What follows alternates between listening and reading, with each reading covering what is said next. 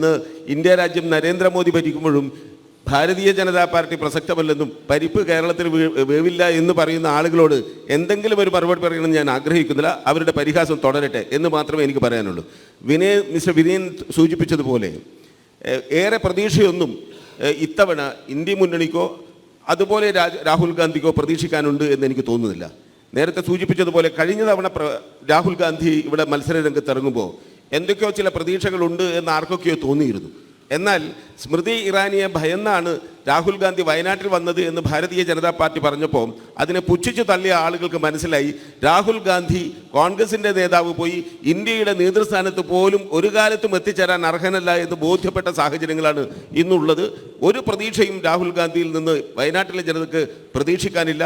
കഴിഞ്ഞ 5 വർഷം 1875 ദിവസങ്ങൾ കഴിഞ്ഞപ്പോൾ എനിക്ക് ശ്രീ വിനയനോട് ചോദിക്കാനുള്ളത്, ആ 1875 ദിവസത്തിൽ ഒരു 5 ദിവസമെങ്കിലും 24 മണിക്കൂർ നേരം നിങ്ങളുടെ പ്രധാനമന്ത്രി സ്ഥാനാർത്ഥി രാഹുൽ ഗാന്ധി അദ്ദേഹത്തിൻ്റെ നിയോജക മണ്ഡലത്തിൽ ഉണ്ടായിരുന്നോ എന്ന് ചോദിച്ചാൽ എന്ത് മറുപടിയാണ് നിങ്ങൾക്ക് പറയാൻ വേണ്ടി സാധിക്കുക? ഒരു ദിവസം എന്ന് പറയുന്നത് 24 മണിക്കൂറാണ്. ഈ 1875 ദിവസം പിന്നിട്ടപ്പോൾ ഒരു 5 ദിവസം പൂർണ്ണമായും നിയോജക മണ്ഡലത്തിൽ ചെലവഴിക്കാത്ത കേവലം ഒരു അതിഥി മാത്രമായിരുന്നു ശ്രീ രാഹുൽ ഗാന്ധി വയനാട്ടിലെ ജനതയെ സംബന്ധിച്ചിടത്തോളം. വയനാട്ടിലെ ജനങ്ങളുടെ പ്രശ്നങ്ങൾ ടാഞ്ചിബിളായി നിങ്ങൾക്ക് കാണിച്ചു തരാൻ വേണ്ടി സാധിക്കുമോ? ഏതെങ്കിലും ഒരു പ്രശ്നം രാഹുൽ ഗാന്ധി ഇടപെട്ടതും പരിഹരിച്ചതും വയനാട്ടിലെ ജനങ്ങളെ സംബന്ധിച്ചിടത്തോളം സംതൃപ്തരായ ഏതെങ്കിലും ഒരു പദ്ധതി ചൂണ്ടിക്കാണിക്കാൻ ശ്രീ വിനയന് സാധിച്ചിട്ടുണ്ടെങ്കിൽ ഞാൻ എൻ്റെ പ്രസ്താവനകൾ പിൻവലിക്കാം. വയനാട്ടിൽ എന്തൊക്കെ പ്രശ്നങ്ങളായിരുന്നു?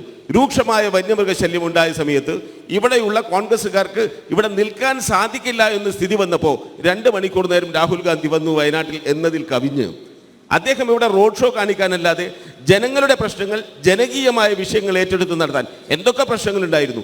നമ്മുടെ യാത്രാ സൗകര്യത്തിൻ്റെ വിഷയങ്ങൾ, രാത്രി യാത്രാ നിരോധനം, റെയിൽവേ, വയനാട്ടിലെ ആരോഗ്യപരമായ പ്രശ്നങ്ങൾ, വയനാട്ടിലെ വിദ്യാഭ്യാസപരമായ പ്രശ്നങ്ങൾ, ഇത് ഏതെങ്കിലും നമ്മുടെ പാർലമെൻറ്റിൽ ഉന്നയിക്കുന്നതിനോ യഥാർത്ഥത്തിൽ ഇതിന് പരിഹാരം കാണാനോ സാധിക്കാത്ത ശ്രീ രാഹുൽ ഗാന്ധി തീർത്തും വയനാടിനെ സംബന്ധിച്ചിടത്തോളം പരാജയമാണ്.